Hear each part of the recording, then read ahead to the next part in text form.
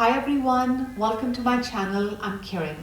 So in today's video, I'm sharing what I ate during 30 days of OMAD challenge, which is one meal a day challenge. So one of the questions that most people have when starting OMAD is how many calories do I need to eat in a day? I know I wondered about this, and one of the tools worth checking out is a calorie calculator. So you enter your age, weight and height. You choose your current lifestyle, as in if you're working out regularly or not. And then based on that information, you get how many calories you need to eat based on your goals. Now, during the 1 month challenge, I was spending most of my time in front of computer and just doing a light workout. So I set my calorie intake to anywhere between 1500 to 1800 calories.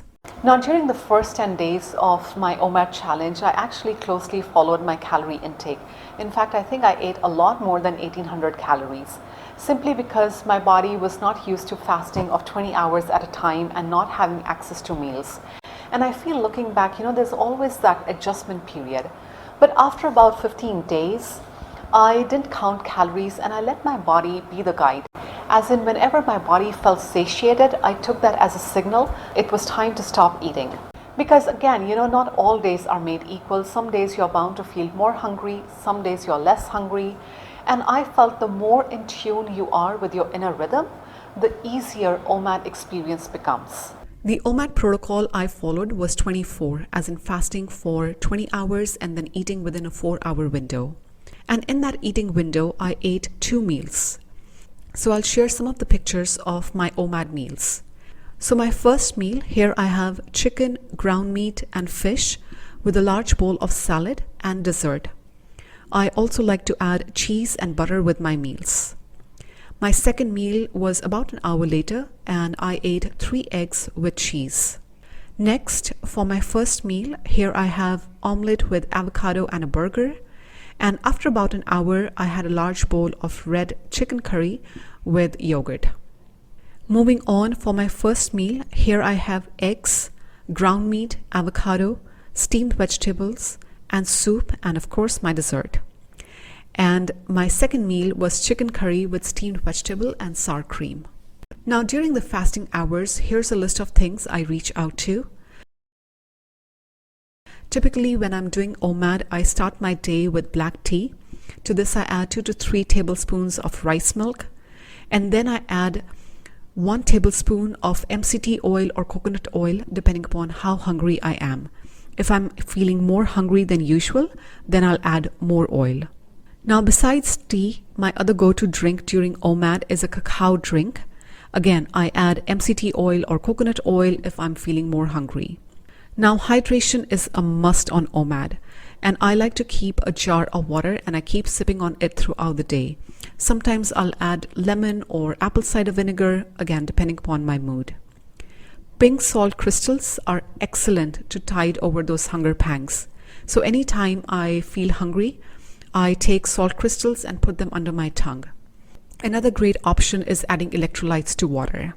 Now, if you pay close attention to my meals, you'll notice that they lean more towards fats.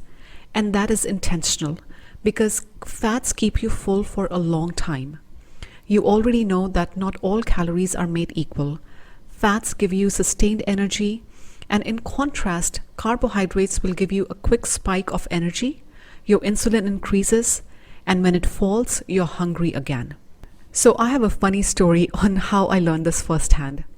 Now, during the 1 month of my OMAD challenge, this one day I ended up eating a cup full of sour cream. I mean, it was just so good. And I was so full after that next day I couldn't look at food. So another time I cooked red meat, and usually I eat no more than a cup. But this one day I ended up eating 3 cups and I felt so full after that.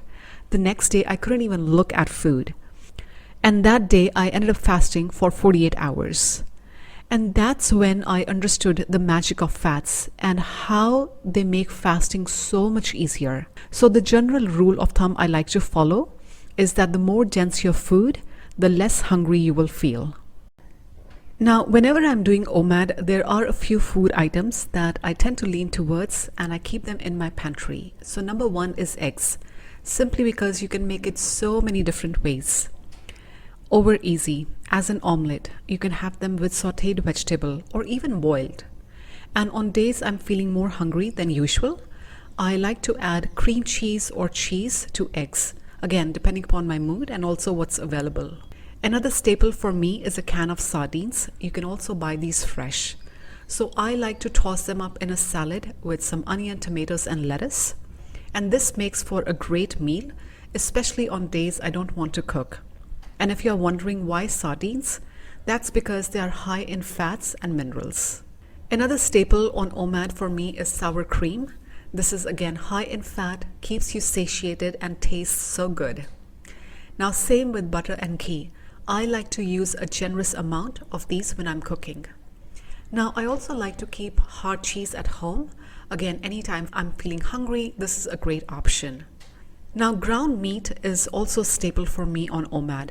I tend to lean towards ground lamb, but again, you can go with ground beef or chicken, whichever you prefer. Now, I also like to get sausages from time to time. Again, easy to grill, you toss them in a salad, and great for days you don't want to cook. Moving along, bone broth is starting to become a staple for me. It is rich in nutrients, heals the gut, and especially on days you just want to have something warm and liquid, this is a great option to have. And finally, the one fruit I eat on OMAD is avocados. They are high in fat and makes you feel full for a long time. And now to the sweet part of the video. Now, regardless of what I ate in my meals, I would always, and I mean always, finish off my meals with a dessert that takes no more than 10 seconds to make. So you take 2 tablespoons of heavy cream or coconut cream. To this you add a tablespoon of cacao powder.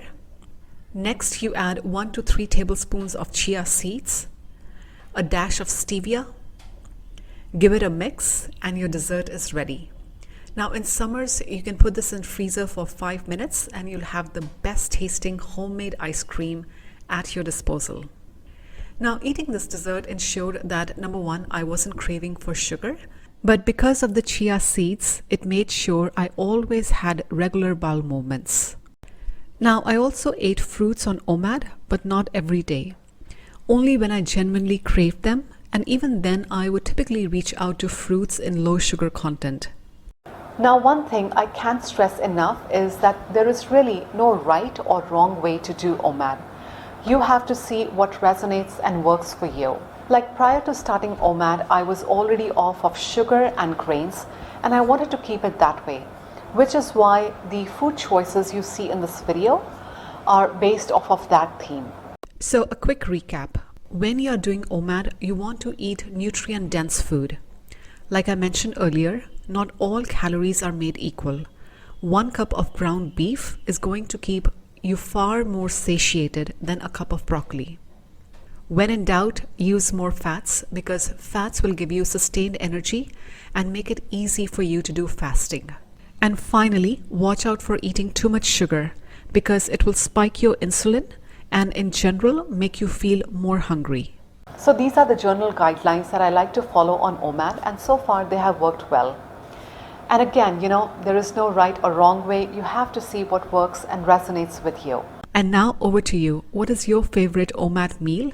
Let me know in the comments below. I would love to hear from you. And on that note, if you have any specific question on OMAD, also let me know in the comments below. If this is something that I can support you with, I would love to do that. I hope the suggestions in this video were helpful. As always, please only take what resonates, discard the rest. Thank you so much for your time, and I will see you in the next video.